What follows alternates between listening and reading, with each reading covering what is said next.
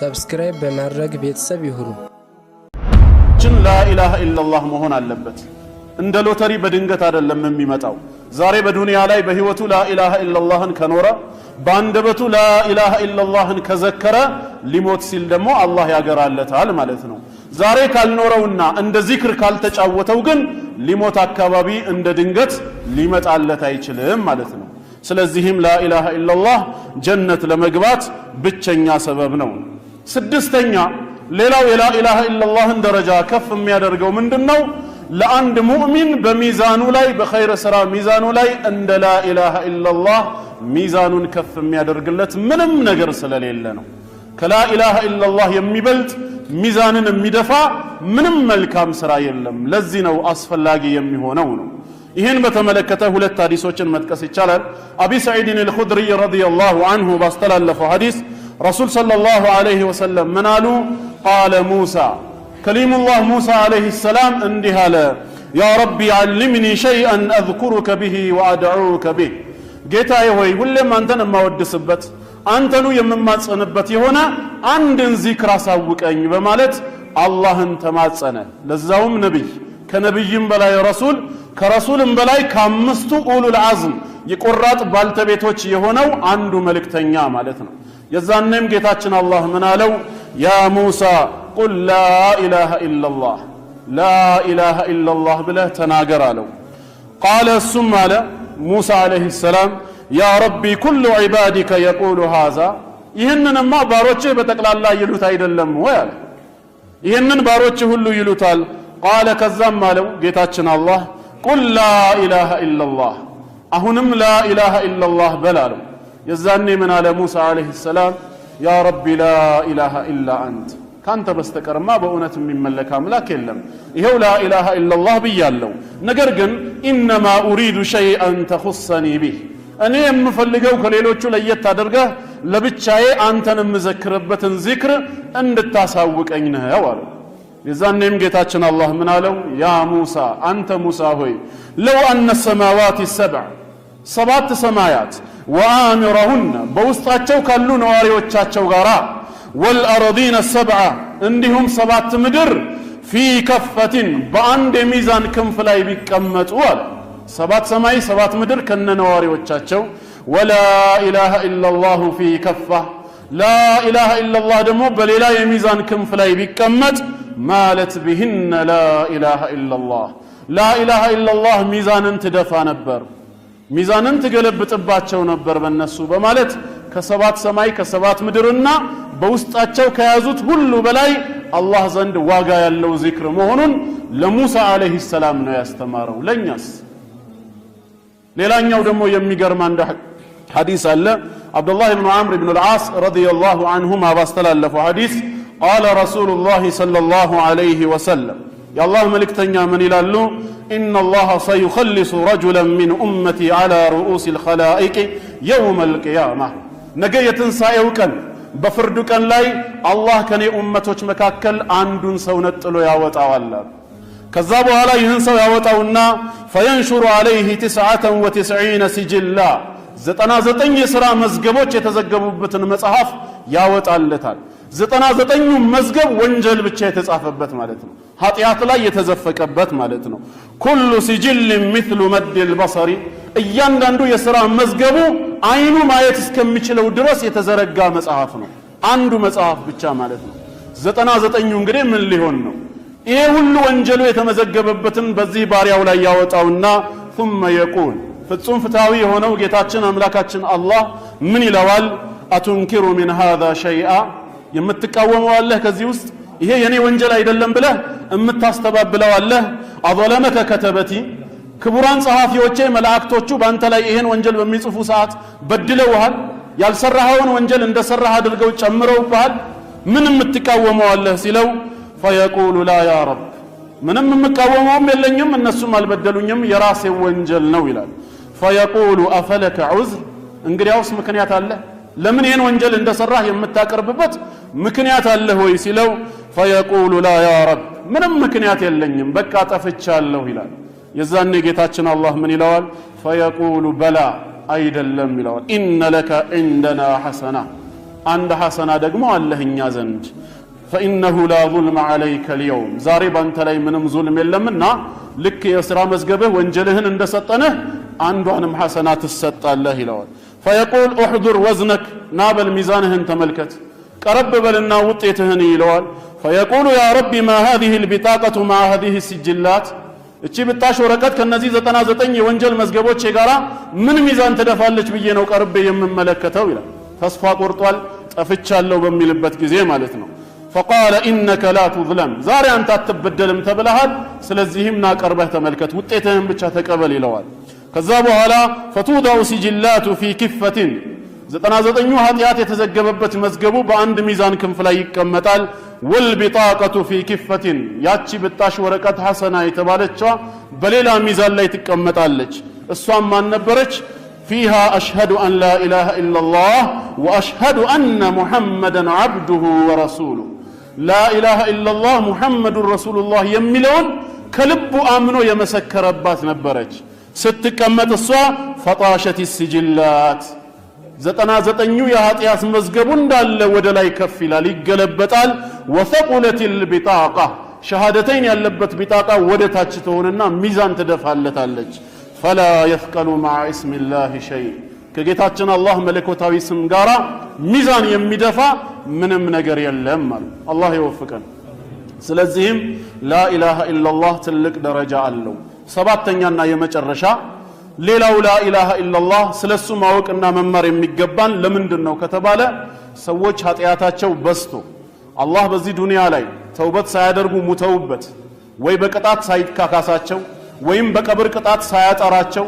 አኺራም ላይ ባለው ንዳድ ቃጠሎ ወንጀላቸው የማይጠራ ሆኖ ወይ በረሱል ሰለላሁ ዐለይሂ ወሰለም ሸፋዓ እንኳን ለመታረቅ ወንጀላቸው የከፋ ሆኖ ጀሃነም እሳት እንኳን ቢከታቸው መጨረሻ ላይ በላ ኢላሃ ኢላላህ ሰበብ የሚወጡ በመሆናቸው ወንጀላቸው በስቶና ተከምሮ እሳት እንኳን ቢከታቸው ሙስሊም እስከሆኑ ድረስ የላ ኢላሃ ኢላላህ አማኝ እስከሆኑ ድረስ እሳት ላይ አይዘወትሩም ላ ኢላሃ ኢላላህ ብቻ በማለታቸው በዚህ እምነታቸው ከእሳት ይወጣሉ ማለት ነው ትልቁ መዳኛችን እሱ ነው ማለት ነው ይህን በተመለከተ ብዙ ሐዲሶች ተነግረዋል ከነዚህ መካከል አነስ ኢብኑ ማሊክ ረዲየላሁ ዐንሁ ባስተላለፈው ሐዲስ ቡኻሪና ሙስሊም የዘገቡት ላይ የአላህ መልእክተኛ ምን ይላሉ يخرج من النار من قال لا اله الا الله وفي قلبه وزن شعيرة من خير لا اله الا الله ሲል የነበረ ሰው በዱንያ ላይ በልቡ ላይ የገብስ ፍሬ የምታክል መልካም ስራ እንኳን ቢሆን ከእሳት ይወጣል አሉ አይዘወትርም ዘላለም በጀሃነም እሳት ውስጥ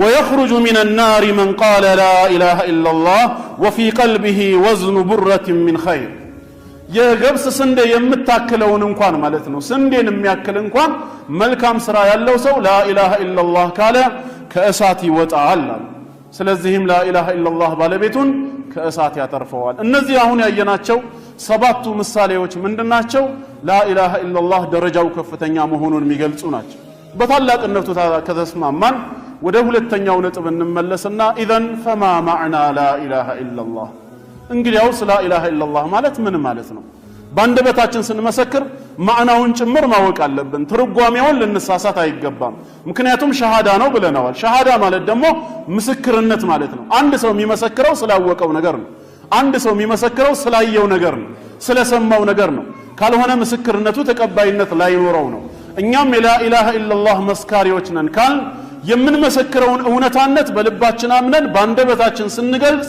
ማዕናውንም ማወቅ መቻል አለብን ስለዚህም ላ ኢላሃ ኢላላህ ማለት ምን ማለት ነው ላ ኢላሃ ኢላላህ ማለት ላ ማዕቡደ ቢሐቅ ኢላላህ ማለት ነው ከአላህ በስተቀር በእውነት የሚመለክ ሌላ አምላክ የለም ማለት ነው አንድ ሰው ላ ኢላሃ ኢላላህ ብሎ ከመሰከረ ሁለት ቃል ኪዳን ገባ ማለት ነው ባጭሩ በህይወት ዘመኑ እነዚህን ሁለት ነገር ሊፈጽማቸው አንደኛው በህይወት ዘመኑ አላህን ሊገዛ አላህን ሊያመልክ ቃል ኪዳን መግባቱ ሲሆን ሁለተኛው ደግሞ ከአላህ ውጪ ያሉ አምልኮቶች በጠቅላላ ለማንም ይቅረብ ለማን የጣዖት አምልኮ መሆናቸውን አምኖ ጣዖታትን ከማምለክ ራሱን ሊያገልና ሊያርቅ ማለት ነው ሁለት ቃል ኪዳን ነው እኛ የተጋባ ነው ከጌታችን ጋር አላህን በብቸኝነት ማምለክ አንደኛው ነው ከሱ ውጪ ያለ አምልኮ በጠቅላላ ደግሞ ጣዖት መሆኑን በማወቅ በጣዖታት አምልኮ መካድም ጭምር ያስፈልገናል። ሁለቱን ካላሟላን ሙስሊም ልንባል አንችልም ነው። ሁለቱን የሚክዱ ሙልሂድ ይባላሉ። አላህንም አያመልኩም፣ ከአላህ ውጭ ያለ ፍጡርንም አይገዙም። እምነት አልባዎች ናቸው፣ ሙልሂዶች ናቸው።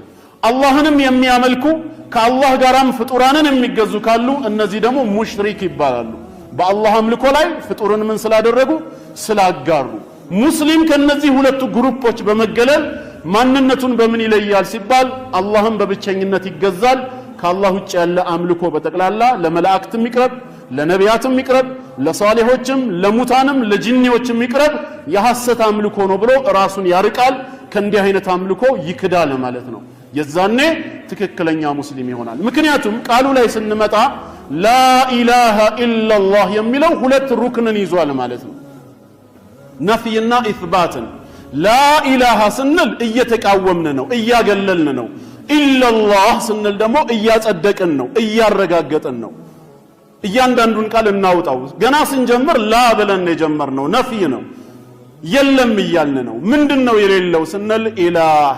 ኢላህ ማለት አይ አልማዕቡድ ማለት የሚመለክ የሚገዙት አካል የለም ብለናል። ስለዚህ በሚመለክ ነገር ሁሉ ምን መሆናችንን ያሳያል? መካዳችንን ማስተባበላችንን ያሳያል። ነገር ግን በሁሉም አልካድንምና ኢላላህ አለን፣ ከአላህ በስተቀር አለን። ስለዚህ ለአላህ አምልኮን አጸደቅን፣ አረጋገጥን። መጀመሪያ ላይ ግን ከሚመለኩ ነገሮች ሁሉ ራሳችንን አግልለናል። የሚመለክ አምልኮ የሚገባው የለም ብለናል። አንድ ላይ ማዕናው ምን ይሆናል? ላኢላሃ ኢላላህ አይ ላ ማዕቡደ ቢሐቅን ኢላላህ፣ ከአላህ በስተቀር በእውነት የሚመለክ አምላክ የለም ነው። ቢሐቅን ምክንያቱም ቁርአን ላይ እንደተናገረው ዛሊከ ቢአነ አላህ ሁወል ሐቅ ይላል። አላህ በእውነት የሚመለክ ጌታ በመሆኑ ነው። ወአነ ማ የድዑነ ሚን ዱኒሂ ሁወል ባጢል፣ ከሱ ውጭ የሚመለኩ የሚጠሩ አካላቶች በጠቅላላ ከንቱና ሐሰት በመሆናቸው ነው። አላህ ብቻ ነው በእውነት የሚመለከው። ስለዚህም አንድ ሙስሊም ላኢላሃ ኢላላህ ብሎ መሰከረ ሲባል ምን ማለት እንደሆነ ማወቅ አለበት። ከአላህ በስተቀር በእውነት የሚመለክ አምላክ አለመኖሩን በልቤ አምኜ በመላሴ መስክሬያለሁ።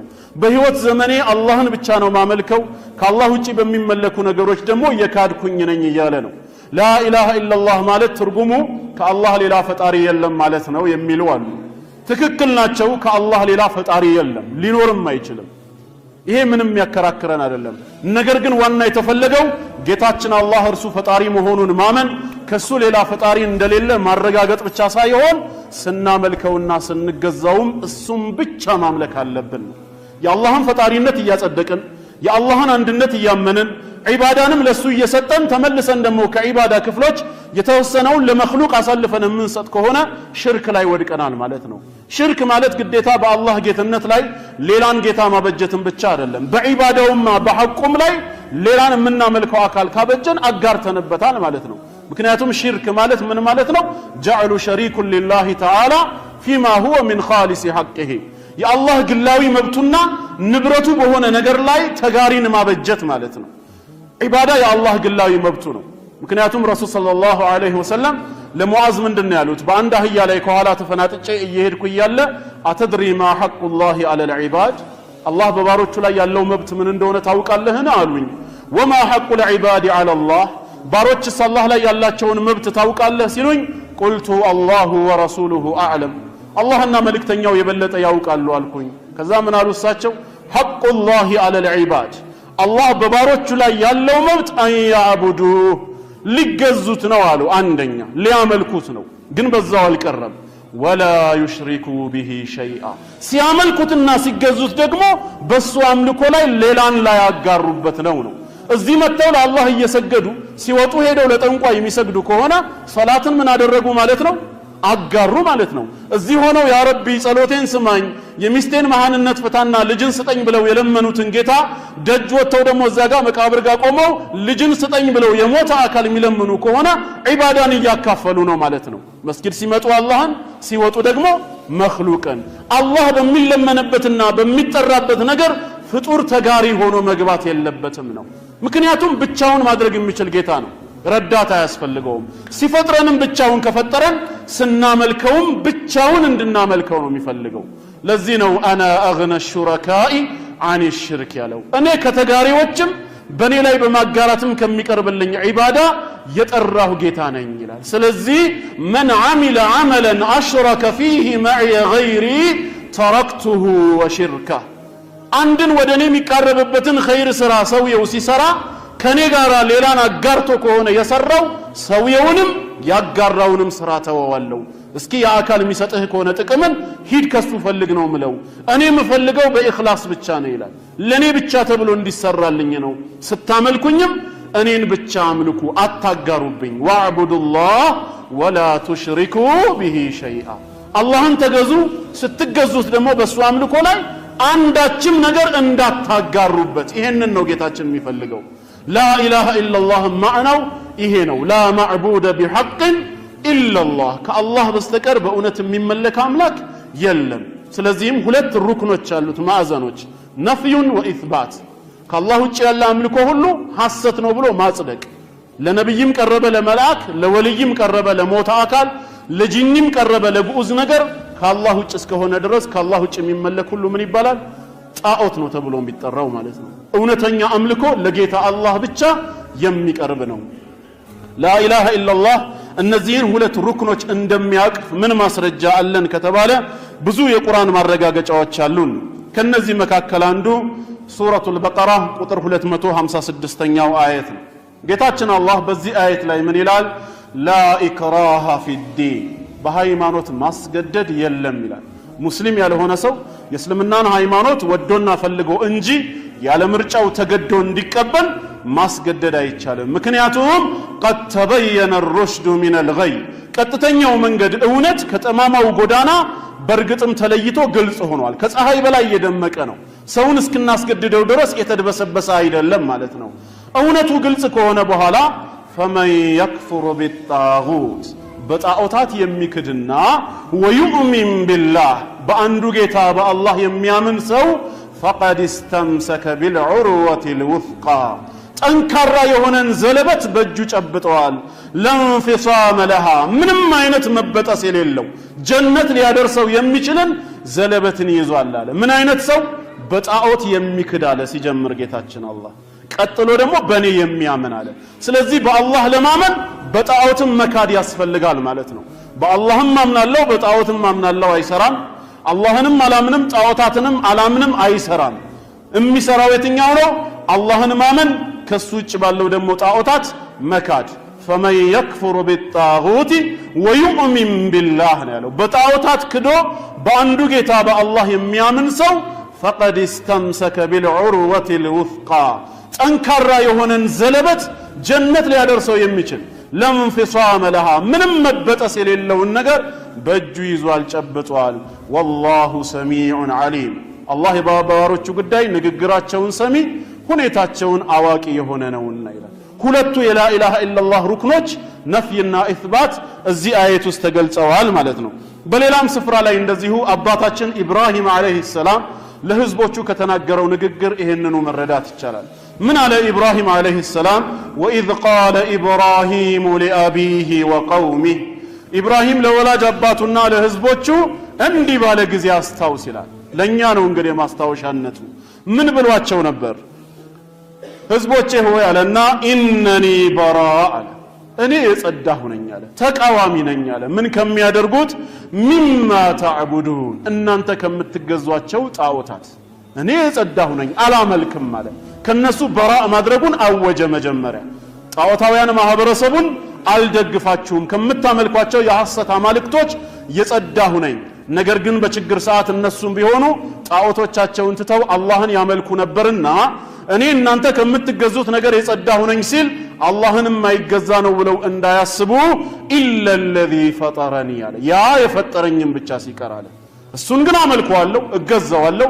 ከዛ ውጭ ግን እናንተ በምታጋሩት በጣዖታቶቹ ክጃለሁ፣ ነፃ ነኝ አለ። አላህን እንደሚያመልክ ቃል ኪዳን ገባ። ከአላህ ውጭ ያሉትን እነሱ ሲያመልኳቸው የነበሩ የሐሰት አማልክቶችን ደግሞ እኔ በራእ ነኝ፣ ከዚህ የጸዳሁ ነኝ ነው ያለው። ስለዚህም ሁለቱ የላኢላሃ ኢላላህ ሩክኖች በዚህ አየት ውስጥም ተካተዋል ማለት ነው። እንደዚሁም በሌላ አየት ላይ ጌታችን አላህ ስለ ሁድ አለይሂ ሰላም ይነግረናል። ሱረቱ አልአዕራፍ ቁጥር 7 ላይ ሁድ አለይሂ ሰላም ህዝቦቹን ወደ ላ ኢላሃ ኢላላህ እንደጠራቸው እናውቃለን አይደል? ያ ቀውሚ ምንድነው ያላቸው? ያ ቀውሚ ዕቡዱላህ ማ ለኩም ሚን ኢላሂን ገይሩ፣ ህዝቦቼ ወይ አላህን ተገዙ ከሱ ውጭ ሌላ የሚመለክ አምላክ የላችሁም ባላቸው ጊዜ ህዝቦቹ ምንድን ነበር ከዚህ ጥሪ የተረዱት? ከዚህ ላ ኢላሃ ኢላላህ ነፍይና ኢስባትን ነው እነሱ እንኳን የገባቸው። ስለዚህ ምን አሉት? ቃሉ አጂእተና ሊነዕቡደላህ ወህደህ፣ አንድ አላህን በብቸኝነት እንድናመልከው ነው ይሄን ጥሪ ይዘህ የመጣኸው? ወነዘረ ማ ካነ ያዕቡዱ አባኡና፣ አባቶቻችን ደግሞ ሲያመልኳቸው የነበሩ የሐሰት አማልክቶችን እንድንተዋቸው ነው ወይ? ያ ከሆነ አንቀበልም አሉት። ሁለት ነገር እንደጠራቸው ገባቸው ማለት ነው። አላህን በብቸኝነት ማምለክ፣ ከሱ ውጭ ያለ አምልኮ በጠቅላላ ደግሞ ጣዖት መሆኑን በማመን ከጣዖት አምልኮ ራስን ማራቅ ማለት ነው። ስለዚህም ላ ኢላሃ ኢላላህ ነፍዩን ወኢስባት፣ ላ ኢላሃ ኢላላህ አላህን በብቸኝነት ማምለክ፣ ከሱ ውጭ ያለ አምልኮ በጠቅላላ ጣዖት መሆኑን በማመን ከአላህ ውጭ ሌላ ማንንም አናመልክ። ነብይ እንደ ነብይነቱ በደረጃው ይከበራል። መላኢካ እንደ መላኢካነቱ በደረጃው ይከበራል። ወልይም እንደዚሁም ሸይኽም እንደ ደረጃነቱ ይከበራል ማለት ነው። ይሄ ክብር ግን ወሰንና ድንበር አልፎ ትላንት አላህን ስንማጸንበት በነበረው ቋንቋ ዛሬ ግን ወልይን አንማጸንም ማለት ነው። ትላንት የችግራችን ደራሽ አላህ ከሆነ ዛሬም የሚደርስልን ጌታ አላህ ነው። እሁድ ዕለት ለችግራችን የደረሰው አላህ ከሆነ ኢስነይን ላይ የምንጠራው ሰው የለም ማለት ነው። የእሁዱ ጌታ ሰኞም ላይ በስራ ነውና ኩለ የውሚን ሁወ ፊ ሻዕን፣ ሁሌም በስራ ላይ ነው። ሰኞ ላይ የተለመነው ጌታ አላህ ማክሰኞ ላይ ተረስቶ አብሬት ሼክ ብለን የምንጠራ ከሆነ የት ሄደ ይሄ ጌታ የሚል ጥያቄ ልነሳ ነው። የሰኞ ጌታ በማክሰኞ ይሰራል። በማክሰኞም ከተለመነ አላህ ሮብ ላይ የሚጠራው እሱ ነው። ሮብ ላይ ልባችን ወደ ሼክ አብዱልቃድር አልጀይላኒ ረሂመሁላሁ ረሕመተን ዋሲዓ አይዞርም። እሳቸው ኢራቅ ነው ያሉት፣ እኛ ኢትዮጵያ ነን። እሳቸው የሞቱት የዛሬ 1000 ዓመት አካባቢ ነው። እኛ ዛሬ ሐይ ነን። ነገር ግን ድሮም ያለ ወደፊትም የሚኖር የማይሞት ሁሉንም ስፍራ በእውቀቱ የከበበ ጌታ አላህ ስላለ በማክሰኞና በሰኞ የተለመነው አላህ ሮብ ላይም አላህ ብቻ ነው የሚለመነው።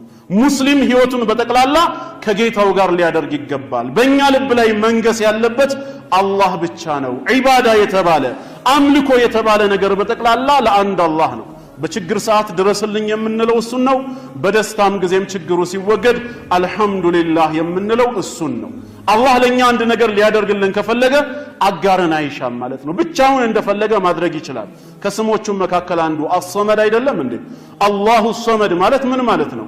ለፍጡራን ሁሉ ደራሽ የሆነ ማለት ነው። ለፍጡራን ሁሉ እኛ ሁላችንም ወደ አላህ ነው የምንፈልገው። ሱረቱ ፋጢር ላይ እንደነገረን ያ አዩሃ ናስ አንቱሙል ፉቀራኡ ኢለላህ ነው ያለው። ሁላችሁም ወደኔ ከጃይ ናችሁ፣ ድሃ ናችሁ ነው ያለው። ወላሁ ሁወል ገኒ፣ እኔ ግን ከናንተ የተብቃቃሁኝ ነኝና ስለዚህም ሁላችሁም ወደኔ ከጃዮች ናችሁ ይላል። ጠቅለል ለማድረግ እንግዲህ ምንድነው በጥቅሉ የላ ኢላሃ ኢላላህ ኡመቶች ነን ብለን እስካመንን ድረስ አንደኛ ላ ኢላሃ ኢላላህን ትርጓሜውን ማወቅ አለብን፣ እኔንም ጨምሮ ኡስታዞቻችን ስር ሆነን ማዕናውን፣ ሽሩጦቹን፣ አርካኑን፣ ነዋቂዶቹን ያው ሰዓት ስለሌለን ነው ላ ኢላሃ ኢላላህን የሚያፈርሱ ተግባራትንም መማር መቻል አለብን። ሁለተኛ ደግሞ በህይወት ዘመናችን ልንኖረው ይገባል። በተግባር የላ ኢላሃ ኢላላህ ሰው ሁነን በተግባር ላ ኢላሃ ኢላላህን መኖር አለብን። በሶስተኛ ደረጃ ደግሞ እንደ ዚክር ልንለውም ይገባል። መርሐባ። እና በሶስተኛም ደረጃ ላ ኢላሃ ኢላላህን እንደ ዚክር ሁሌ ልንደጋግመው ይገባል ማለት ነው። ያው ኢንሻአላህ የአዛን ሰዓት ስለደረሰ አዛን ካለ በኋላ ትንሽ ደቂቃ እንጨምራለን ማለት ነው። መርሐባ። ያው ተመልሰናል። አሁን የምናየው እንግዲህ ባለን ቀሪ ሰዓት ውስጥ ስለ ላ ኢላሃ ኢላላህ መስፈርቶች የተወሰኑትን በማንሳት ነው። ቅድም እንዳልኳችሁ እንግዲህ ወደ 7 የሚደርሱ ምሳሌዎችን በመጥቀስ ላ ኢላሃ ኢላላህ ደረጃው ምን ያህል ታላቅ እንደሆነ የተለያዩ ማስረጃዎችን አይተናል። ቀጥለን ደግሞ ስለ ማዕናው አጠር ያለ ቆይታ አድርገናል፣ ስለ ትርጓሜው ማለት ነው። አሁን የምናየው መስፈርቶቹ ምንድናቸው ነው። አንድ ሙስሊም ላ ኢላሃ ኢላላህ ብሎ ከመሰከረ በልቡም ካመነ ሊያሟላቸው የሚገቡ መስፈርቶች ምንድናቸው የሚለውን እንመለከታለን ማለት ነው። ከመስፈርቶቹ መካከል አንደኛው ምንድነው? በላ ኢላሃ ኢላላህ የሚካተተው الشرط الأول العلم بمعناها نفيا وإثباتا። አሁን እንዳየነው ማለት ነው የላ ኢላሃ ኢላላህን ማዕና በአግባቡ ማወቅ መቻል አለበት ማለት ነው። እኔ ላኢላሃ ኢላላህ ኡመት ነኝ ካለ ህይወቴን የምመራው በላኢላሃ ኢላላህ ስር ሆኜ ነው ካለ ላኢላሃ ኢላላህ ማለት ምስክርነቱን ብቻ ሳይሆን ቃሉን እንደ ዚክር መደጋገም ብቻ ሳይሆን ማዕናውንም ጭምር ማወቅ አለበት። ይሄ አንደኛው መስፈርት ነው። ሱረቱ ሙሐመድን እንደ ማስረጃ ተመልክተናል። ፈዕለም ነው ያለው፣ ፈተከለም አላለም፣ ወይም ፈሽሀድ ሳይሆን ፈዕለም አነሁ ላኢላሃ ኢላላህ፣ እነሆ ከአላህ በስተቀር በእውነት የሚመለክ አምላክ አለመኖሩን እወቅ ስላለ እውቀት ወሳኝነት አለው ማለት ነው።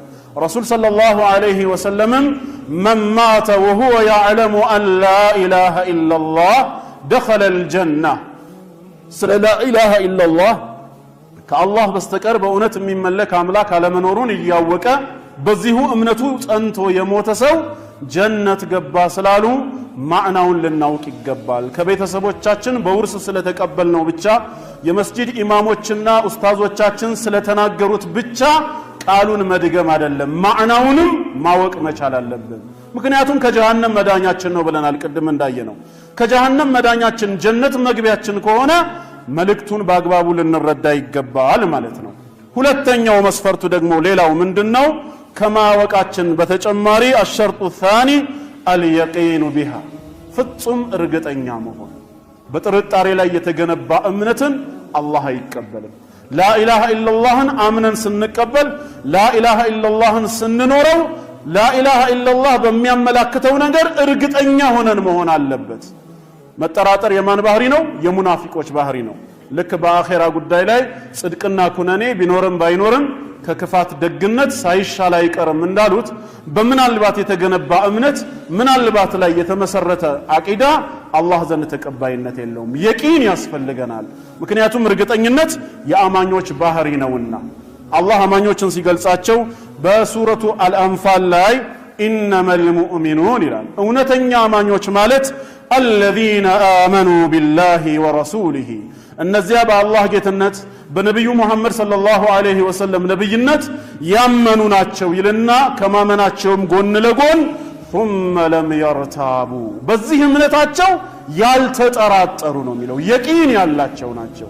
እነዚህንም ስለ አኼራ ያላቸውን ግንዛቤ ሲገልጻቸው ሱረቱል በቀራ ላይ ሙተቂኖችን ማለት ነው ምንድነው የሚለው? ወለዚነ ዩእሚኑነ ቢማ ኡንዚለ ኢለይከ ወማ ኡንዚለ ሚን ቀብሊክ ወቢልአኺረቲ ሁም ዩቂኑን፣ ወደ አንተ በተወረደው ቁርአን የሚያምኑ ናቸው። ካንተ በፊት በተወረዱት የነቢያት መጽሐፍት እንደ ተውራት፣ ዘቡር፣ ኢንጂልና ሌሎች የነቢያት መጽሐፍትንም አምነው የሚቀበሉ ናቸው። በመጨረሻው ዓለም ደግሞ እርግጠኛ የሆኑ ናቸው ነው የሚለው። የተጠራጠሩ ሳይሆኑ ከሞት በኋላ ዳግም መነሳት እንዳለ በጌታ አላህ ፊት ቆመው አላህ እንደሚተሳሰባቸው የቂን ያላቸው ናቸው ሙተቂኖች ብሎ ገልጿቸዋል። እኛም በላኢላሃ ኢላላህ እምነት እንኖራለን ካለን ማዕናውን ማወቅ ብቻ ሳይሆን በሚያመላክተው ነገርም እርግጠኛ ልንሆን ይገባናል ነው። ይሄን በተመለከተ ብዙ ሐዲስ ተነግሯል። ከነዚህ መካከል አቢ ሁረይራ ረዲየላሁ ዐንሁ ሲናገር ምን ይላል? ቃለ ቀልቡ፣ ልቡ ፍጹም እርግጠኛ ሆኖ በላኢላሃ ኢላላህ ሲመሰክር ያገኘኸውን ሰው ፈበሽሩሁ ቢልጀና አሉት ለአቢ ሁረይራ ረዲየላሁ ዐንሁ። ይሄ ሰው የጀነት መሆኑን አበስረው አሉ። የትኛው ሰው? ላኢላሃ ኢላላህን የመሰከረ ብቻ አላሉ። ሙስተይቂነን ቢሃ ቀልቡ፣ ሲመሰክር በልቡ እርግጠኛ ሆኖ ማለት ነው። እውነት ነው ከአላህ በስተቀር በእውነት የሚመለክ አምላክ የለም፣ እኔም በህይወት ዘመኔ ላመልከው ይገባኛል ብሎ በእርግጠኝነት በላኢላሃ ኢላላህ የሚመሰክር ሰው ፍጻሜው የጀነት ከመሆኑ ውጭ ሌላ አማራጭ የለውም። ይህንን ረሱል ሰለላሁ ዐለይሂ ወሰለም ተናግረዋል። በሌላ ሐዲስ ላይ ደግሞ አጽንኦትን ሰጥተው ድጋሚ ነግረውናል። ምንድነው ያሉት? ራሳቸው ሲናገሩ ዐለይሂ ሰላቱ ወሰላም አሽሀዱ አን ላ ኢላሃ ኢላላህ ወአኒ ረሱሉላህ፣ ከአላህ በስተቀር በእውነት የሚመለክ አምላክ አለመኖሩንና እኔ የአላህ መልእክተኛ መሆኔን እመሰክራለሁ አሉ። ይህንን ከተናገሩ በኋላ ላ የልቀ ላህ ቢሂማ ዓብዱን ገይረ ሻኪን ፊሂማ፣ በእነዚህ ሁለት የሸሃደተይን ምስክሮች አንድ የአላህ ባሪያ በፍጹም ያልተጠራጠረ ሆኖ አላህን የቅያም ቀን በዛው በየቂንነቱ አይገናኘውም ኢላ ደኸለል ጀና፣ ጀነት የገባ ቢሆን እንጂ አሉ። ይሄን ሸሃደተይን ዛሬ በዱንያ ላይ ሲመሰክር በልቡ በትክክል እርግጠኛ ሆኖ አምኖ በህይወቱም በተግባር እየኖረ ከሆነ የሞተው ያለምንም ጥርጥር አላህን ሲገናኝ የቂያም ቀን ጀነት ብቻ ይሆናል ደሞዙ ብለዋል። አላህ ከነሱ ያድርገን። ስለዚህ የቂን ሊኖረን ይገባል። በእስልምናችን እርግጠኞች እንሁን። ከዲን አልኢስላም ውጪ ሐቅ የለም። አላህ ወደዚህ ምድር የላካቸው ነቢያቶች ብዙ ቢሆኑም ለሁሉም ነቢያት የሰጠው ሃይማኖት ግን ስንት ነው? አንድ ሃይማኖት ብቻ ነው። ይሄንን እኛ አይደለንም ያልነው፣ ረሱል ሰለላሁ ዐለይሂ ወሰለም ናቸው። አልአንቢያኡ ኢኽወቱን ሊዐላት ኡመሃቱሁም ሸታ አቡሁም ዋሂድ ወኡመሃቱሁም ሸታ ብለዋል። ነቢያቶች በጠቅላላ የአንድ አባት ልጆች ናቸው አሉ። ዲኑሁም ዋሂድ ሃይማኖታቸው አንድ ነው ነው ያሉት። ሁለት ወይ ሶስት አላሉም፣ ኢስላም ነው። ወኡመሃቱሁም ሸታ እናቶቻቸው ግን ብዙ ናቸው አሉ። ቢማዕና ሸራኢዐሁም ህግጋታቸው ማለት ነው። በየዘመኑ አላህ ሊኩልን ጀዐልና ሚንኩም ሽርዐተን ወሚንሃጃ እንዳለው ለነቢያትና ለረሱሎች የተለያየ አይነት ሸሪዓን ይሰጣቸዋል። ነገር ግን እምነታቸው ሃይማኖታቸው አንድ ነው። ተውሂድ ስለሆነ ማለት ነው ጥሪያቸው። የላ ኢላሃ ኢላላህ አስተምሮ ሚን ለዱን አደም አለይሂ ሰላም የነበረ ነው፣ ዛሬ የመጣ አይደለም። የ124,000 ነቢያትን ስብከት ነው እኛ ዛሬ አምነን የተቀበልነው ማለት ነው። 315ቱም ሩሱሎች ሲሰብኩት የነበረውን ላ ኢላሃ ኢላላህ ነው እኛም ዛሬ የምንመሰክረው። ስለዚህ በዚህ እርግጠኛ መሆን አለብን። በዲናችን ምንም ጥርጣሬ ሊገባን አይገባም። ከቤተሰብ በውርስ የተቀበልነው በተፈጥሮም ሙስሊም ሆነን የተወለድንበት ስለሆነ ብቻ ሳይሆን ሐቅም ጭምር ስለሆነ ነው። በላ ኢላሃ ኢላላህ የቂን ሊኖረን ይገባል ነው። الشرط الثالث ሌላው ሶስተኛው መስፈርት በዚሁ ላ ኢላሃ ኢላላህ ውስጥ መካተት ያለበት አስድቅ እውነት ማለት አለብን። ማስተባበልና መመለስ አይገባንም። ማዕናውን አውቀናል፣ እርግጠኛም ሆነናል በልባችን፣ ባንደበታችን ደግሞ እውነት መሆኑን መናገር አለብን። ምንድነው ይሄ የሚለየው ይሄ ምስክርነት ከተባለ የላ ኢላሃ ኢላላህን ማዕና በአግባቡ የሚያውቁ ሰዎች አሉ። አመላካችነቱም ትክክል መሆኑን የተረዱ አሉ። ነገር ግን እውነት ብሎ ለመቀበል ትዕቢትና ኩራት የከለከላቸው ብዙ አሉ። ከዑለማ اليهود والنصارى የአይሁድ ሊቃውንቶች በወቅቱ በተለይ የነበሩት ረሱል ሰለላሁ ዐለይሂ ወሰለም የአላህ ነብይ መሆናቸውን ያውቃሉ። ከአላህ በስተቀር በእውነት አምልኮ የሚገባው ሌላ ማንም እንደሌለ ይረዳሉ። ነገር ግን ወኢዛ ቂለ ለሁም ላ ኢላሃ ኢላላህ يستكبرون ላ ኢላሃ ኢላላህ በሉ ሲባሉ እነዚህ ጣዖታውያኖች እነዚህ የሃይማኖት ሊቃውንቶች ይኮሩ ነበር ይላል። ለምን? ማዕናው ስላልገባቸው አይደለም፣ ስለተጠራጠሩበት አይደለም። ይሄ ላ ኢላሃ ኢላላህን ከመሰከሩ እውነት ነው ብለው ከተናገሩ የሚያስከትለው ነገር የነሱን ስልጣን ያሳጣቸዋል።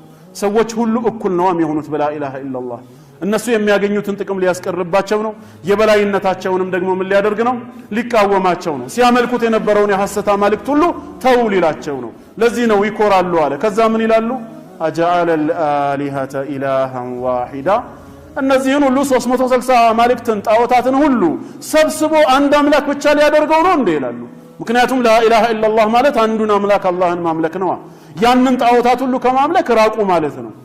ይሄ አስደናቂ ነገር ነው፣ አንቀበልም ነው የሚሉት። እኛ ግን ሙስሊሞች ነን ብለን ካመንን በላ ኢላሃ ኢላላህ እውነተኛ ምስክርነት ልንሰጥ ይገባል። አስመሳይ መሆን የለብንም። ይሄ የሙናፊቆች ባህሪ ነው። ምክንያቱም አላህ ለረሱል ሰለላሁ ዐለይሂ ወሰለም ኢዛ ጃአከ አልሙናፊቁን ሙናፊቆች አንተ ዘንድ ሲመጡ ምን ይላሉ ነው ያለው? ቃሉ ነሽሀዱ ኢነከ ለረሱሉላህ እርሱ የአላህ መልእክተኛ መሆኖትን እንመሰክራለን ይላሉ አለ። ሸሃዳው ተገኝቷል ማለት ነው። ግን ምንድነው ያለው ጌታችን አላህ? ወላሁ يعلم انك لرسول አንተ የኔ መልእክተኛ ለመሆንህ እኔ ካወቅኩ በቂ ነው አለ። አንተ የኔ መልእክተኛ ነህ፣ ግድ የለም። ስለነሱ ምስክርነት ግን ከሆነ والله يشهد ان المنافقين لكاذبون ውሸታሞች እንደሆኑ ሙናፊቆች አላህ ይመሰክራል አለ። የተናገሩት እኮ ውሸት አይደለም፣ እውነት ነው። ምክንያቱም አንተ የአላህ መልእክተኛ ነህ ነው ያሉት። ታዲያ ለምንድነው ጌታችን ውሸታም ያላቸው? ልባቸው የለም ነው፣ ምላሳቸው ላይ ብቻ ነው ያለው። ውስጣቸው የሌለውን ያላመኑበትን ባንደበታቸው ነው የመሰከሩት። ስለዚህ ዋሾች ናቸው፣ ከልባቸው አልመሰከሩም ነው። ስለዚህ ሸሃዳ ማለት የምላስ ምስክርነት ሳይሆን የልብም እምነትን ያካትታል ማለት ነው። በልብ እውነተኝነቱን አምኖ ባንደበቱም የሚሰጥ ነው። እኛም በላ ኢላሃ ኢላላህ ሲድቅ ውስጥ ልንካተት ይገባናል ማለት ነው። ይህንን በተመለከተ የመጣ ሐዲስ አለ። ቡኻሪ በዘገበው ሐዲስ ላይ ረሱል ሰለላሁ ዐለይሂ ወሰለም ምን ይላሉ? ማ ሚን አሐድን የሽሀዱ አን ላ ኢላሃ ኢላላህ ወአነ ሙሐመደን ረሱሉላህ ከአንድ አላህ በስተቀር በእውነት የሚመለክ አምላክ የለም ብሎ እኔም የአላህ መልእክተኛ መሆኔን የሚመሰክር ሙስሊም የለም። ሲድቀን ሚን ቀልቢህ ከልቡ ፍጹም እውነተኛ ሆኖ ሳይዋሽ ሳያስመስል የሚመሰክር የለም። ኢላ ሐረመሁ ዐለ ናር አላህ የሱን አካል እሳትን ከመብላት እርም ቢያደርግባት እንጂ በጀሃነም ላይ የሱን ሰውነት መብላትና ማቃጠል ሐራም ቢሆንባት እንጂ ከልቡ እውነተኛ ሆኖ ይሄን ምስክርነት የሚሰጥ የለም። ይሄ ማለት ከልቡ አምኖ ምስክርነትን የሰጠ ሰው እሳት በፍጹም አትነካውም ነው። ላኢላሃ ኢላላህ ይህንን ነው እንግዲህ ደረጃው። በሌላም ሐዲስ አሁንም ቡኻሪ በዘገበው ሐዲስ ረሱል ሰለላሁ ዐለይሂ ወሰለም አብሽሩ ይላሉ። እርስ በራሳችሁ ብስራትን ተነጋገሩ፣ እንኳን ደስ አላችሁ። ወበሽሩ መን ወራአኩም ከናንተ ኋላ ያለውንም ሁሉ አበስሩ፣ ይሄን የምስራች ንገሩ አሉ። የቱን? أنه من شهد أن لا إله إلا الله صادقا بها فتصم نتنياهن لا إله إلا الله يمسكر سو دخل الجنة جنة قبال بلاتشو أبسروا لسووش سووشن ود لا إله إلا الله تروا ساتشهم قولوا لا إله إلا الله تفلحوا سيلو نبر لا إله إلا الله بلو تدنا الله شنو سلزي إنيام እውነተኛመሆን አለብን ማለት ነው። አስመሳይል እንሆን በፍጹም አይገባም ነው። ሌላው አራተኛ አሽርጡ ራቢዕ አልኢኽላስ ለአላህ ብቻ ተብሎ መሰራት። ትልቁም ፈተና ይሄ ነው። አላህ ይወፍቀን። የላ ኢላሃ ኢላላህን ምስክርነት ማዕናውን አውቀናል ብለን አንዱን መስፈርት አሟላን። በሚያመላክተው ነገርም እርግጠኛ ነን ብለን የቂን የተባለውን መስፈርት አሟልተናል። ስንመሰክርም ውሸታሞች ሆነን ሳይሆን እውነተኛ ሆነን ነው የምንመሰክረው። በልባችን አምነን ነው ብለንም ሲድቅን በማካተት ሶስቱን መስፈርት አሟላን። አሁን ደግሞ ልናሟላው የሚገባው ሌላው አራተኛ ኢኽላስ መኖሩ ነው። ይሄን ላ ኢላሃ ኢላላህ ምስክርነትን ስንሰጥ በተግባርም ስንኖረው ለአላህ ብቻ መሆን አለበት። ኢኽላስ ማለት አን ተኩነ العمل لله وحده አድራሻው ለአንድ አላህ ብቻ መሆን አለበት። ላ ኢላሃ ኢላላህን የምንመሰክረው ለማን ብለን ነው ባጭሩ ለጌታችን ለአላህ ብለን እሱ ደስ እንዲለው በዚህም ሰበብ ነገ በአኺራ በረህመቱ ከጀሃነም እሳት እንዲያርቀንና ጀነትን እንዲወፍቀን ነው። ሰዎች እንዲያደንቁን እንዲያዩልን እንዲሰሙልን ብለን ማሻአላህ የዚክር ሰው ነው ይሄ ሰው እኮ ላ ኢላሃ ኢላላህ ካንደበቱ አይወገድም ይሄ ሰው እኮ በአላህ ላይ ያለው እምነት ጠንካራ ነው እንድንባል ከሆነ ግን ፍሬያና ፈራም ነው ዋጋ ቢስ ነው የምንሆነው። የቂያም ቀን ዋጋ እንዲኖር ይሄ ላ ኢላሃ ኢላላህ ልባችን ውስጥ ተደላድሎ ሲቀመጥ በኢኽላስ መሆን አለበት። የታዘዝነውም ወማ ኡሚሩ ኢላ ሊያዕቡዱላህ ሙኽሊሰን ለሁ ዲን ሙኽሊሲነ ለሁ ዲን በኢኽላስ አላህን አጥርተን ሃይማኖትን ለሱ ብቻ አድርገን አላህን ብቻ ልንገዛ እንጂ አልታዘዝንም ለሌላ ነገር ነው። ኢኽላስ ግድ ነው ማለት ነው። በማንኛውም ኸይር ስራ ላይ ሪያእ ከገባበት እዩልኝ ስሙልኝ ከገባበት ስራው ምን ይሆናል? ያ ስራ ይበላሻል ማለት ነው። እምንሰራው ዒባዳ ሁሉ አድራሻ ሊኖረው ይገባል። ይሄን ስራ ለማን ብዬ ነው የምሰራው? ምንስ ፈልጌበት ነው? ለማን ብዬ ለሚለው ጥያቄያችን ለአላህ ብቻ ተብሎ ነው። ሰው አየን አላየን ጉዳያችን አይደለም። ማን ነው የሚያየን ብለን ጌታችንን ልናስብ ይገባል። ምን እንፈልግበታለን ከተባለ ደግሞ ጀነትን ነው ሌላ አይደለም። ከትልቁ ጌታችን ትልቅ ነገር እንጂ ሌላ አንመኝም። ከጀሃነም እሳት ጠብቆ ጀነትን ይሰጠን ዘንድ እንጂ ሰው ዘንድ ክብር እናገኝ ዘንድ ስማችን እንዲወሳ በሌለንበት እንድንወደስ መሆን የለበትም። ስራችን በጠቅላላ በኢኽላስ መሆን አለበት ማለት ነው። ይሄ ራሱን የቻለ የላ ኢላሃ ኢላላህ አንድ መስፈርት ነውና ማለት ነው። ይህንንም በተመለከተ ረሱል ሰለላሁ ዐለይሂ ወሰለም የነገሩን ሐዲስ አለ። ኢማሙ አህመድ በሙስነዳቸው የዘገቡት ምን ይላሉ? የአላህ መልእክተኛ فإن الله قد حرم على النار الله بجهنم مسات لاي ارم አደረገባት حرام አደረገባት ማን ላይ من قال لا اله الا الله لا اله الا الله ባለ አንድ የአላህ ባሪያ ላይ ይህንን ሲናገር ግን يبتغي بذلك وجه الله የአላህን ፊት ፈልጎ ከሆነ በላ ኢላሃ ኢላላህ ምስክሩ ጌታዬን የቂያማ ቀን አያዋለው በጀነት ከጀሃነም እሳት ጠብቆ በረህመቱ ጀነትን ይሰጠኛል ብሎ ከልቡ ፈልጎ ላ ኢላሃ ኢላላህን የሚመሰክር ሙስሊም ጀሃነም እርም ነች አካሉን አትበላውም አሉ። ስለዚህም ኢኽላስ ሊኖረን ይገባል። አላህ ይወፍቀን። እንደዚሁም በሌላ ሐዲስ ላይ ድጋሚ ኢማሙ ሙስሊም የዘገቡ ሰሂህ ዘገባ ላይ ረሱል ሰለላሁ ዐለይሂ ወሰለም ለን ይዋፊ ዐብዱን የውሙል ቂያመቲ የቁል አንድ የአላህ ባሪያ ተሞልቶ በፍጹም አይሰጠውም እንዲህ የሚል ከሆነ ላ ኢላሃ ኢላላህ የሚል ከሆነ የብተጊ ቢሃ ወጅሃ አላህ በዚህ ላ ኢላሃ ኢላላህ ምስክሩ የአላህን ፊት ፈልጎ ከሆነ ኢላ ሐረመሁ ላሁ ዐለ ናር አላህ እሳትን እርም ቢያደርግበት እንጂ በፍጹም ይህንን ነገር ሞልቶ አይናገርም አሉ። ስለዚህ እኛም ላኢላሃ ኢላላህን በስነ ስርዓት በአግባቡ ሞልተን ከተናገርን በኢኽላስ ካልን ፍጻሜያችን ጀነት ነው የሚሆነው። አላህ ያብጀን። ይሄ ሁሉ እንግዲህ እስካሁን ያየናቸው ምንድነው? የላኢላሃ ኢላላህ መስፈርት ናቸው። አሸርጡል ኻሚስ እየተግባባን ነው አይደል? ቀላል ነው። አምስተኛው መስፈርት አሁንም በላኢላሃ ኢላላህ ውስጥ ምን ይካተታል? አልመሐበቱ ሊሃዚሂ አልከሊማ ወደንና አፍቅረን መሆን አለበት። ጠልተንና ተገደን መሆን የለበትም። የላኢላሃ ኢላላህን ምስክርነት የሚሰጥ ሙስሊም ማዕናውን ካወቀ በመድሉዳቶቹ በሚያመላክቱት ነገር እርግጠኛ ከሆነ ከልቡም እውነተኛ ሆኖ ከመሰከረ ሲመሰክርም ለአላህ ብሎ በኢኽላስ ከሆነ የሚመሰክረው አምስተኛም ሊያሟላ የሚገባው ይህንን ምስክርነት ወይም ይህን ሸሃዳ ሊወድና ሊያፈቅር ይገባዋል። የላኢላሃ ኢላላህ አፍቃሪ መሆን አለበት፣ ጠይ መሆን የለበትም። የላኢላሃ ኢላላህ ተገዳጅ መሆን የለበትም። ፈልጎና ወዶ አፍቅሮ ነው አላህን ማምለክ፣ አላህን ወዶ ነው መዘከር ያለበት። ይህንን መውደድ ራሱን የቻለ አንድ መስፈርት ነው። ለዚህም ብዙ ማስረጃዎች ተጠቅሰዋል። አንደኛው ጌታችን አላህ ስለ ሙእሚኖች ባህሪ ሲናገር ማለት ነው አላህን ያመኑ ሰዎች ለአላህ ያላቸው ፍቅር ጣዖታውያን ለጣዖታቸው ካላቸው ፍቅር ይበልጥ የበረታ መሆኑን ነው በቁርአን ላይ የሚናገረው ማለት ነው። እነዚያ በአላህ ላይ ባላንጣን ጣዖትን የሚያመልኩ ሰዎች ጣዖቶቻቸውን አላህን ከሚወዱት በላይ ነው የሚወዱት አለ። يحبونهم كحب الله ይላል። ልክ ጣዖቶቻቸውን አላህን የሚወዱትን ያክል ይወዳሉ። والذين آمنوا በትክክል በጌታቸው በአላህ ያመኑ ሙስሊሞች ግን አሸዱ ሑበን ሊላህ ለአላህ ያላቸው ፍቅር ጣዖታውያን ለጣዖታቸው ካላቸው ፍቅር እጅግ የበረታ ነው ይላል። ይሄ ማለት አማኞች ማንን ይወዳሉ ማለት ነው? ጌታቸውን አላህን ይወዳሉ ማለት ነው። ረሱል ሰለላሁ ዐለይሂ ወሰለም ثلاث من كن فيه وجد بهن حلاوة الإيمان ሶስት ነገሮች በውስጡ የተገኙበት ሰው እሱም በሶስቱ ነገሮች ሰበብ የኢማንን ጥፍጥና አግኝቷል ብለው ሲናገሩ ከሶስቱ አንዱ ምንድን ነበር ያሉት?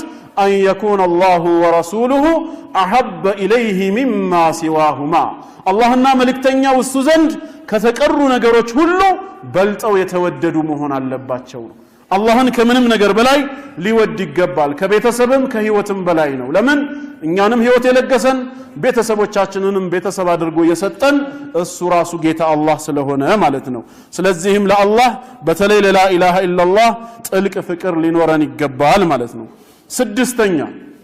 ስድስተኛው የላኢላሃ ኢላላህ መስፈርት አልኩፍሩ ቢማ ዩዕበዱ ሚን ዱኒላህ ከአላህ ውጪ በሚመለኩ ነገሮች ሁሉ መካድ አለብን። ቀደም ያው ሩክን ላይ እንዳየነው ማለት ነው። ይህንንም ነብያችን ሰለላሁ ዐለይሂ ወሰለም እንደተናገሩት መን ቃለ ላ ኢላሃ ኢላላህ ወከፈረ ቢማ ዩዕበዱ ሚን ዱኒላህ ላ ኢላሃ ኢላላህ ብሎ እየመሰከረ ከአላህ ውጪ በሚመለኩ ነገሮች የካደ የሆነ ሰው ሐሩመ ማሉሁ ወደሙ የዚህን ሰው ደም ማፍሰስ ንብረቱንም ያላግባብ መውረስ በፍጹም አይገባም፣ ሐራም ነው። ወሂሳቡሁ ዐላ አላህ ዐዘ ወጀል ይህን ነገር የተናገረው ከልቡ አምኖበት ነው ወይስ ለማስመሰል ነው? ምርመራው በጌታው ዘንድ ብቻ ነው ያለው። እኛ ሰዎች ልንመረምር አይገባም ነው። በሌላ ሐዲስ ደግሞ حرم الله عليه النار አላህ እሱን ጀሃነም ላይ እርም አድርጎታል፣ አይገባም ነው። لا اله الا الله በምድራዊ ህይወታችንም ዋስትና አለው ማለት ነው። በከንቱ ንብረታችን አይወረስም፣ ደማችን ያላግባብ አይፈስም። በአኺራም ጀሃነም እሳትን በአላህ ተውፊቅ በአላህ ረህመት አንገባም ማለት ነው። ስለ ላ ኢላሃ ኢላላህ እንነጋገር ከተባለ ብዙ አንስተን መነጋገር ይቻላል። ብዙ መጽሐፍቶችን በዚህ ዙሪያ ተጽፈዋል። ጠቅለል ለማድረግ እንግዲህ ዛሬ ስለ ላ ኢላሃ ኢላላህ ማዕና፣ ስለ ላ ኢላሃ ኢላላህ ፈዲላ፣ ስለ ላ ኢላሃ ኢላላህ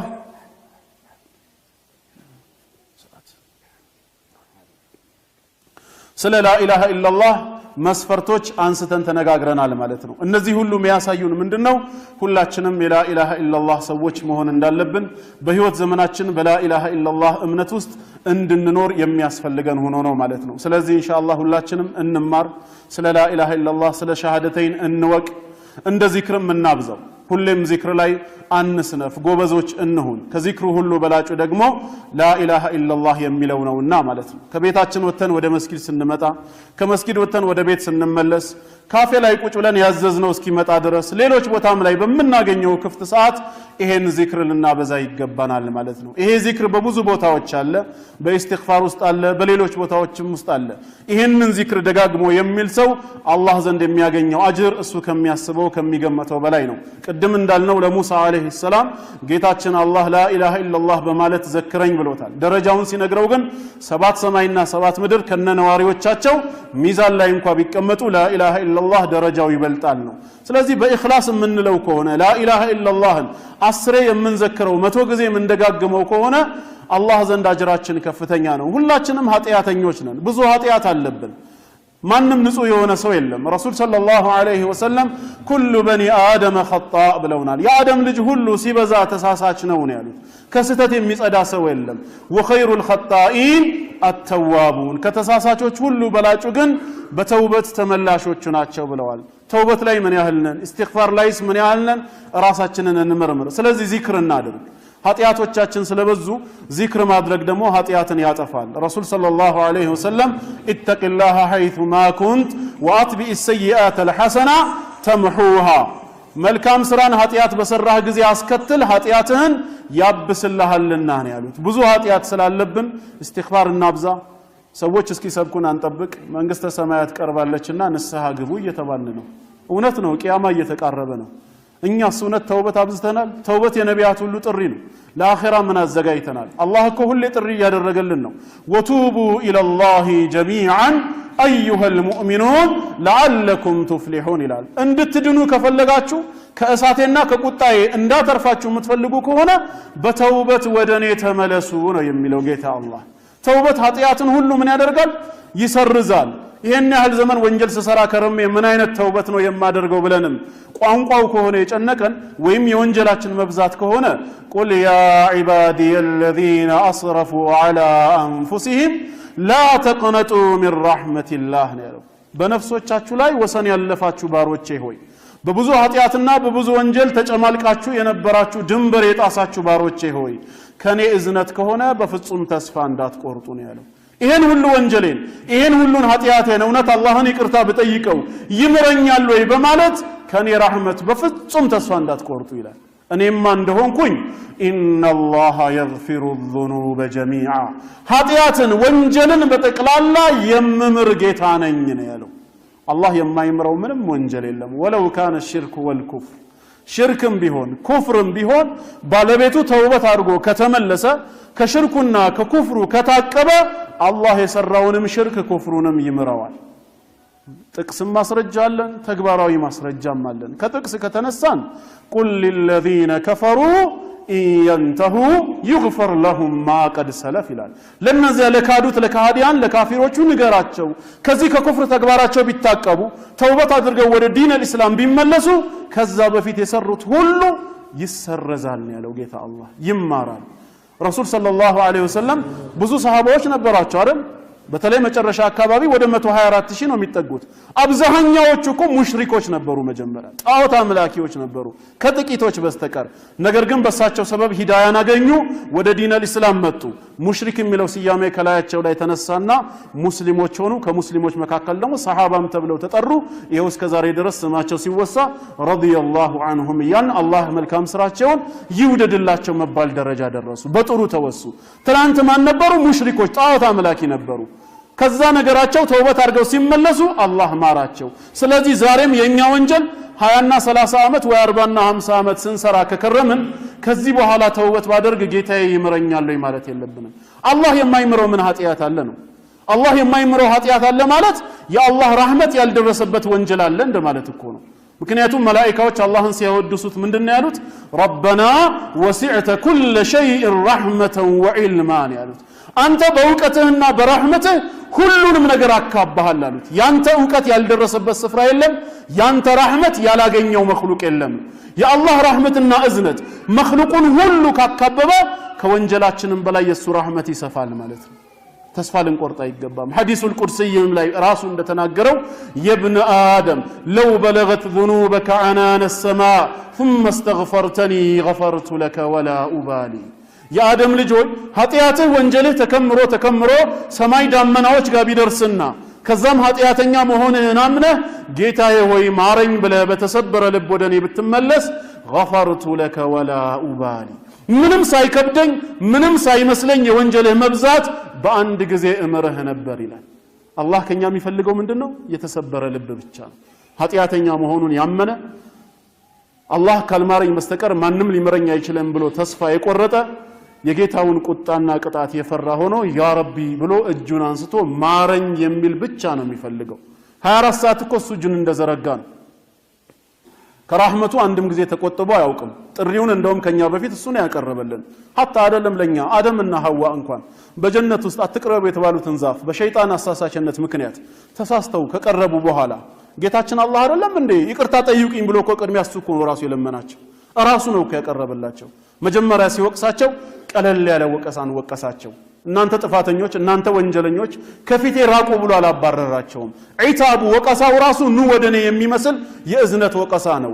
አለም አንሃኩማ አን ትልኩማ الشجرة ምን ነው ከዚህ ዛፍ እኔ ከልክያችሁ አልነበረም እንዴ? ወአቁል ለኩማ ኢነ الشيطان لكما عدو مبين ሸይጣን ለእናንተ ግልጽ ጠላት ነው ብዬ ነግሬያችሁ ሳልነበረም ምን ነው ረሳችሁ ትእዛዜን ነው? ይቅርታን የመጠየቅ አዝማሚያን ያዘለ ማለት ነው። ታራ እንዴት አድርጎ ይቅርታ ይጠይቁ? በምን አይነት መልኩ ኢስቲግፋር ይግቡ? ጌታችን አላህ ራሱ ኢስቲግፋሩን ለአደም ሰጠው። فتلقى آدم من ربه كلمات آدمም ከጌታው ምህረትን የሚጠይቅበትን ቃል ተቀበለ ነው የሚለው። ያ የምህረት ቃል ምን ነበር? ربنا ظلمنا أنفسنا فإن لم تغفر لنا وترحمنا لنكونن من الخاسرين ጌታችን አላህ ሆይ ያንተን ትእዛዝ በመጣስ ነፍሳችንን በድለናል። አንተ ባትምርና ባታዝንልን ከከሳሪዎች እንሆናለንና እባክህ ማረን ነው። የዛኔ ነው ፈታበ ዐለይሂ ያለው። አላህም ተውበቱን በመቀበል ተመለሰለት። ለምን? ኢነሁ ሁወ ተዋቡ ረሂም። አላህ ድሮም በባህሪው ለባሮቹ አተዋብ ተመላሽ ነው፣ አርረሂም አዛኝ ነው የሚለው። እናንተን ለማዳን ከብዙ ዘመን በኋላ ሰው ሁኜ እመጣለሁ አይደለም ያለው። እኛን ለማዳን በሆነ ቦታ ላይ ተሰቅሎ ደሙን ሊያፈስልን አይደለም ቃል የገባው። ጥንትም በባህሪው አዛኝ ነውና የዛኔው ነው የማራቸው። አደምና ሐዋን የማራ አላህ እኛን አይምርም? ይምራል ብለን ካመንን ተውበትን ጊዜ ሳንሰጠው ወደ አላህ ልንመለስ ይገባል። አይቀስ ብዬ አሁን ገና ወጣት ነኝ ነገ ትዳር መስርቼ ልጆችን ከወለድኩ በኋላ እድሜ ሲገፋ አቅም ሲደክመኝ የዛኔ ወደ መስጂድ ማዘውተሪያ አይቀርምና ተውበት አደርጋለሁ እንል ይሆናል። አዎ ጌታችን የዛኔም ይምራል። ምህረቱ ለወጣቶች ብቻም አይደለም። የዛኔም ተውበት ብናደርግ ይምራል። ግን አንድ ነገር አለ። ምን ዋስትና አለን እዛ ደረጃ ለመድረሳችን? ሞት ድንገት ቢመጣስ አናውቅም። እንደ ድሮ ጊዜ ዛሬ ለመሞት ምክንያት የሆኑ ነገሮች እኮ አይታዩም። ሰውየው በጣም አርጅቶ እድሜው 90 100 ከገባ በኋላ ወይ በከፍተኛ ህመም ተሰቃይቶ ለረጅም ዘመን ከታመመ በኋላ ካልሆነም ድንገተኛ የመኪና አደጋ ወይ የእሳት አደጋ ቃጠሎ ደርሶበት አይደለም። ዛሬ አያት የልጅ ልጃቸውን የሚቀብሩበት ዘመን ነው። አያትና አባት ቁጭ ብለው ልጆች እየሞቱ ነው ያለው። ረሱል ሰለላሁ ዐለይሂ ወሰለም ደግሞ ቂያማ ሲቃረብ ምንድነው ይበዛል ያሉት? መውቱል ፈጅአ ድንገተኛ ሞት ይበዛል ነው ያሉት። ድንገተኛ ዙህር ላይ ጤናማ ሆኖ ካንተ ጎን ቆሞ የሰገደው ሰው አስር ላይ ደግሞ ሲሰገድበት ታገኘዋለህ። እንዲህ አይነት ነገር ከበዛ ተውበት የምናደርገው ታዲያ መቼ ነው? ድንገት ብንሄድስ? ጣረ ሞት ውስጥ ብንገባስ? ተውበት እኮ ለማድረግ የተራዘመ ወቅት እኮ አይደለም የሚጠይቀው። ወይ ስፔሻል የሆነ ስፍራ መስጂድ መሆን አለበት አይደለም። የትኛውም ስፍራ ላይ ተውበት ማድረግ ይቻላል። መኪና ውስጥም ተቀመጥክ ቤትህም ክላስ ውስጥ ገባ የአላህን ቤት ወንክ ማለት ነው። ተውበት ለማድረግ ስፔሻል የሆነ ላንጉዌጅ አይጠይቅም። በምን አይነት ቋንቋ ነው ጌታዬን ይቅርታ የሚጠይቀው አይደለም። በተሰበረ ልብ ኃጢአተኛ መሆንህን ባመነ ጌታዬ ይቀጣኛል ብሎ በፈራና ከሱ ረህመት በከጀለ ነው የሚፈልገው እንጂ የተለየ ቋንቋ አይፈልግም። በሐዲስ ላይ የመጡትን የአረብኛ የምህረት ቃላቶች እስካፍስ ድረስ ተውበት አላደርግም አይባልም። አንደበቱ መናገር የማይችል ስንት ዲዳ አለ። አላህ ጋር ታራ እንዴት ነው የሚግባባው? በልቡ አይደለም እንዴ? አላህ የልብህን ያውቃልና። ስለዚህ ተውበት ለማድረግ ጊዜ መፍጀት የለብንም። እውነት ነው መንግስተ ሰማያት ቀርባለች፣ ንስሐ መግባት አለብን። ልንሞት ነው። አንድ ሰው ደግሞ ቂያማ ቆመበት የሚባለው ሲሞት እኮ ነው። በነፍስ ወከፍ አንድ ሰው ሞተ ማለት በሱ ላይ ምን ሆነ ማለት ነው? ቂያማ ቀረበ ማለት ነው። እና ወንጀላችን ሊያሳስበን ይገባል። አላህ ምህረቱ ታላቅ ስለሆነ በተውበት ወደ አላህ መንገድ እንመለስ። ላ ኢላሃ ኢላላህን እናድሰው፣ እንደ ዚክር እንኑረው። አላህን ብቻ ተገዝተን الله يوفقنا. بسم الله والحمد لله والصلاة والسلام على رسول الله.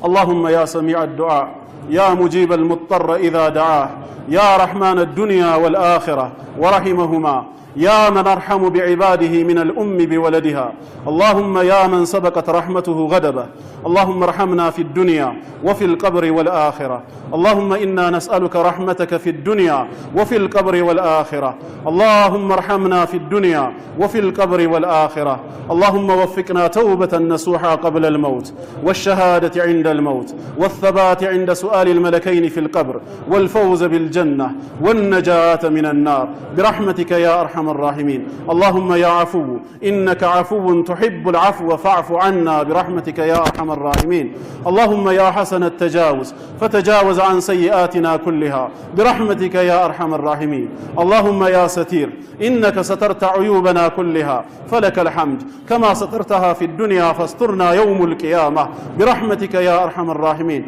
اللهم إنا نعوذ بك من عذاب القبر ومن عذاب جهنم برحمتك يا أرحم الراحمين اللهم اجعل خير أعمالنا خواتمة وخير أيامنا يوم نلقاك فيه برحمتك يا أرحم الراحمين وصل اللهم وسلم على نبينا محمد وعلى آله وصحبه وسلم أجمعين والسلام عليكم ورحمة الله